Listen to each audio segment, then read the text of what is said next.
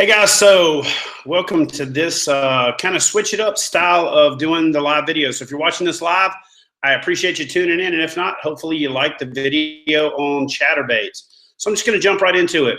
Recently come back from Bienville Plantation down there, and a cold front moved in, and it made it very difficult to find the fish and determine what they were eating.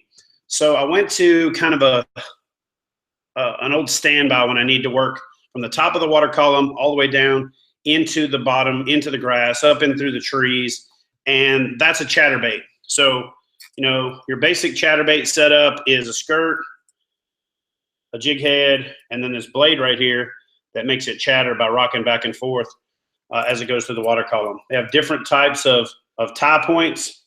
This is a coffin bill style chatterbait. They make them in round bills and wedge bills and teardrop shapes like this one right here. But primarily, you're going to have that coffin bill shape. It's going to vibrate back and forth by displacing water as it goes through the water column. Various shapes, various sizes of heads, all the way down from, like a 1/4 ounce here on up to your bigger stuff. And then if you're a fan of the Z-Man stuff, they make this Project Z, which are, ounce and a half baits that are pretty effective. I'm a big fan of a lot of different baits. That's why I don't have any exclusives.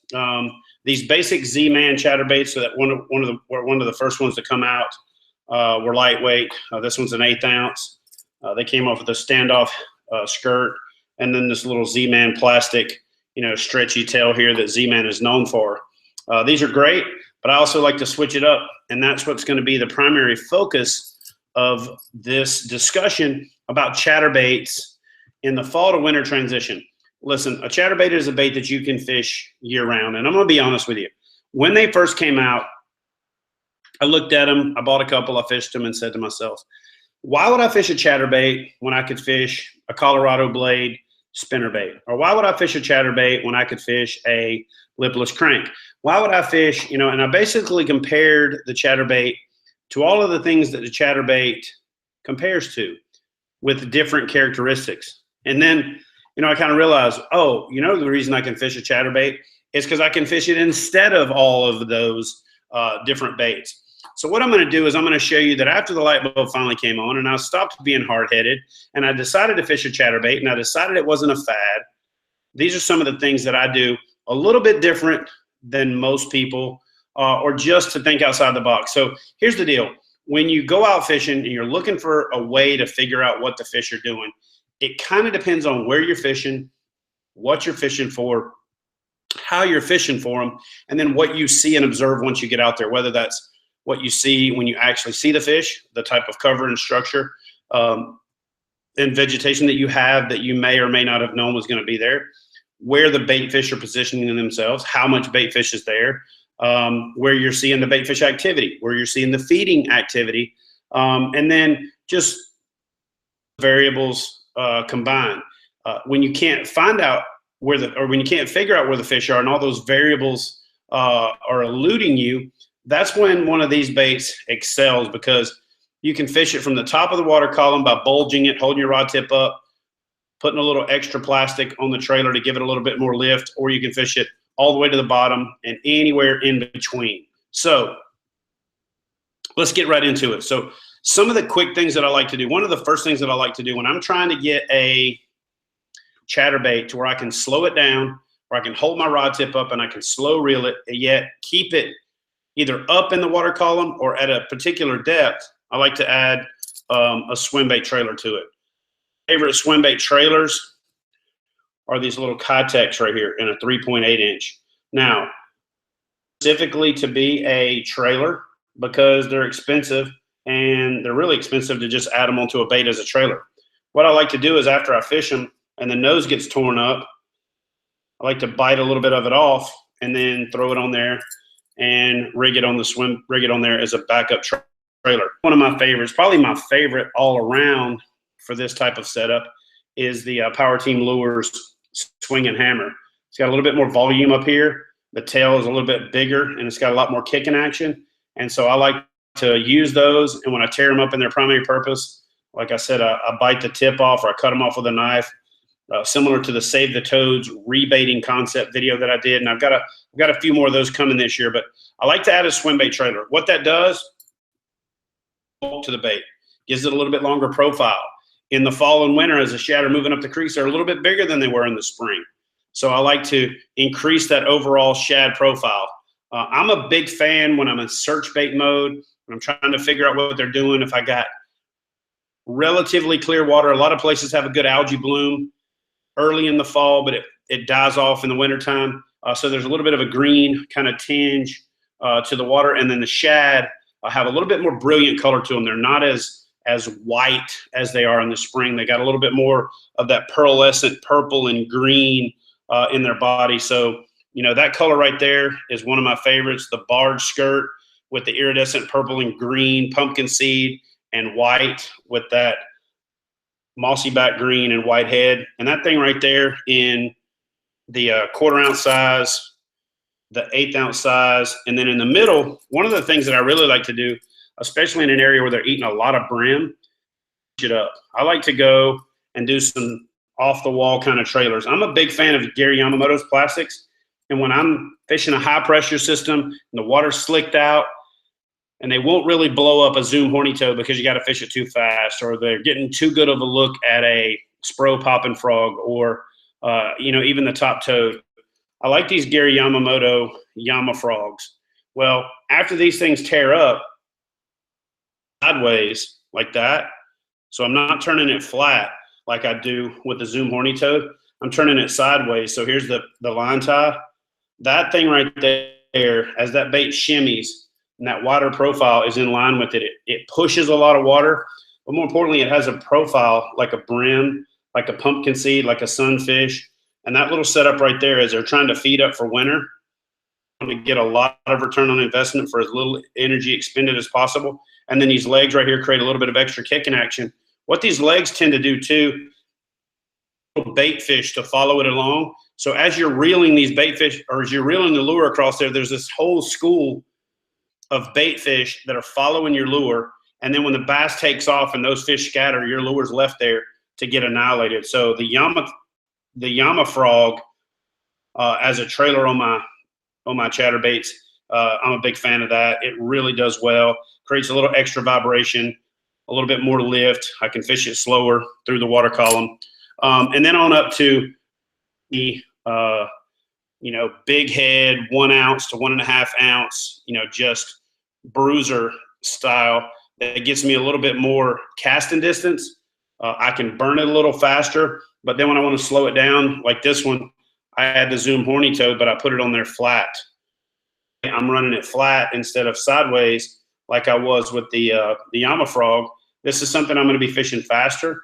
And these kicking legs on the Zoom horny toad, a lot like when you're fishing them on the surface, when they're running side to side, they just create some extra vibration, some extra flash, something extra for the bait fish to swim up behind them and pick on. And you know, I think once you get into these bigger sizes and you've got the same size blade, this coffin style blade, these things do a good job coming through wood, but they do a really good job fishing them like a spinnerbait, but also like a jig. Here's where I think a chatterbait excels over a spinnerbait when you want to do drops and let it fall and hit the bottom and do things like that. The profile on a chatterbait blade sideways and the amount of rock that it has isn't that much. So when I kill this and I let it fall to the bottom, it doesn't keep rotating like a spinnerbait blade. A bass has a critical flicker factor of 55, which means they see things a little faster than we do. So if they were watching a movie that was in 24 frames per second, they would see every frame go by.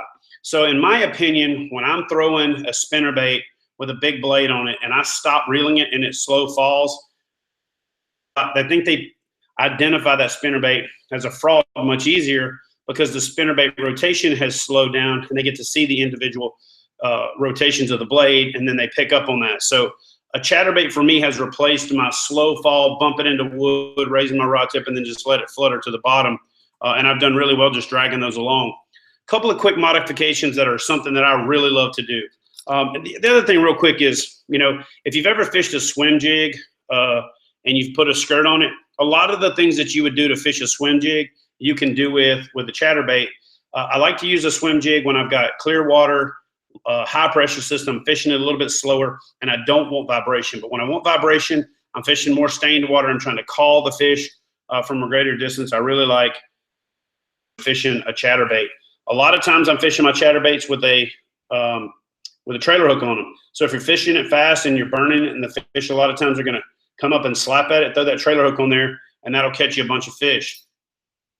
I'm a big fan of darker baits when it's muddy or when it's like completely sun straight up in the air. I like to go to a darker bait. This pumpkin seed color with a pumpkin seed head is a great color year-round all over the place. In those cases, I like to go to a black blade. When the water's stained and I'm fishing it slow, or it's overcast and I'm fishing it slow, I like to go to a gold blade, even with my natural colors. So occasion I like to do is I will go with a Zoom speed crawl. Again, after I've used it and I've torn it up, I'm biting it off right at that first set of appendages, and I'm using that as a speed. I'm burning that through the water, but I'm using that speed crawl as a trailer, and it's saving myself both money, giving this bait a little bit more bulk, and it also, again, gives something for those bait fish to swim behind, gives a little bit more vibration, and that is a deadly bait right there in the spring, in the fall, and in the transition to winter, when you can drag this thing along the bottom and they just flat thump it, a lot like when you're fishing a jig. These, when the shad first start to move up the creeks, I think we're a little past that now, but when they first start to move up the creeks, I really like these flashy, iridescent, holographic looking baits. You know, I'll carry 3 or 4 or 5 of these. I've even thrown these on a 2-wire Alabama rig or a 3-wire Alabama rig with a single swim bait jig. Those things do really well.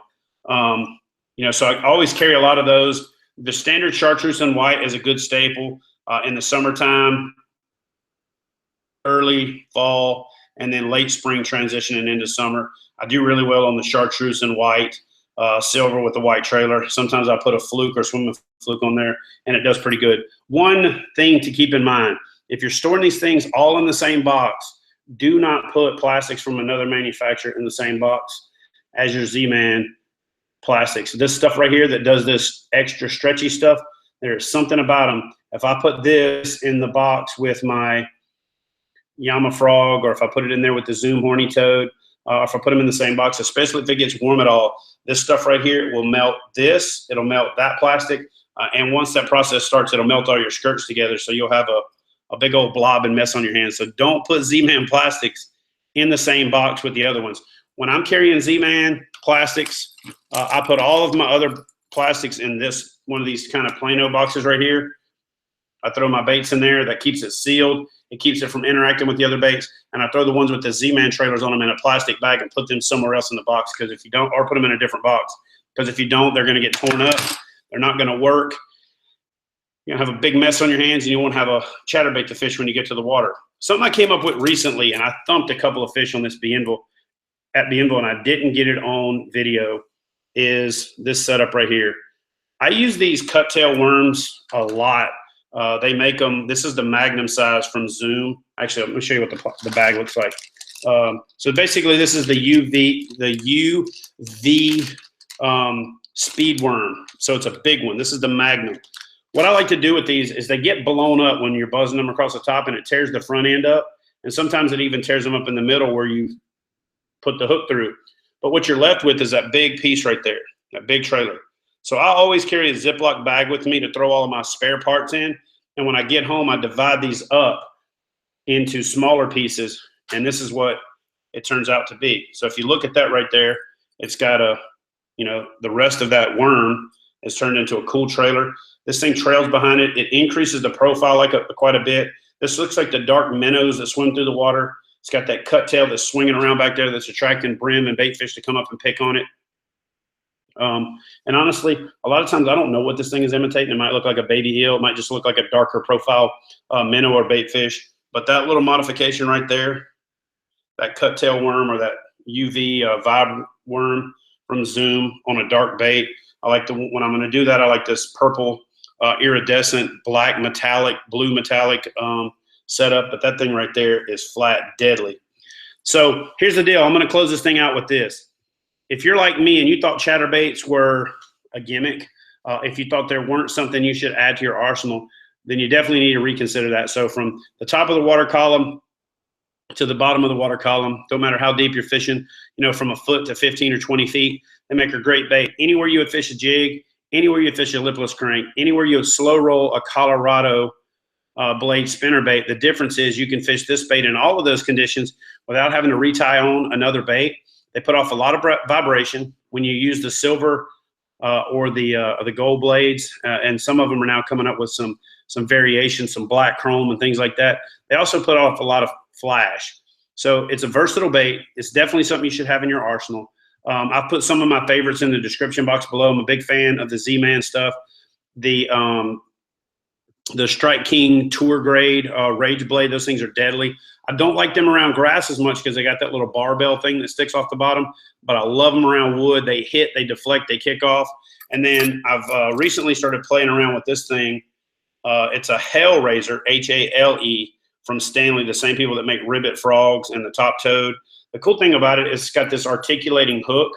I caught a few dinks on this at Bienville. I honestly didn't give it enough of a chance.